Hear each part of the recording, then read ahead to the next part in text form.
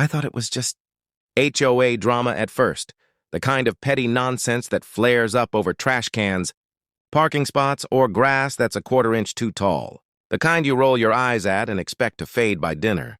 I was wrong. It started when I parked my car on the street in front of my own house. Perfectly legal. No fire hydrant, no driveway blocked. Still, within minutes, she appeared. The HOA enforcer everyone quietly avoided.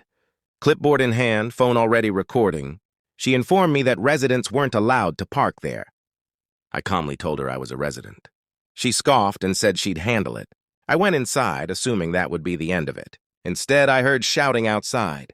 I looked out the window and saw her waving her arms dramatically at two neighbors, accusing me of trespassing, claiming I'd threatened her, saying she feared for her safety.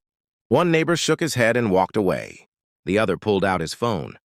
Then came the sirens. The sound cut through the neighborhood like a knife, loud, urgent, impossible to ignore. Kids stopped playing. Doors opened. Curtains shifted. Two police cars pulled up fast, lights flashing, engines idling. My stomach dropped. This had gone from annoying to serious in seconds. I stepped outside as the officers approached.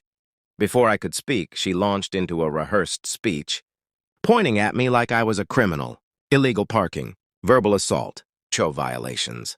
She talked over everyone, even the police. One officer raised a hand and asked her to stop. He turned to me and asked a single calm question. "Is this your vehicle, sir?" I said yes and showed my ID. He nodded, already piecing things together. They checked the address, confirmed residency, looked at the parking signs. Then they asked witnesses what they saw. Two neighbors spoke up. One mentioned the recording. Another said this wasn't the first time she'd done this. The mood shifted instantly. The officer explained, politely but firmly, that HOA rules do not override city law, and misuse of emergency services is a serious issue. Her face went pale. The clipboard lowered.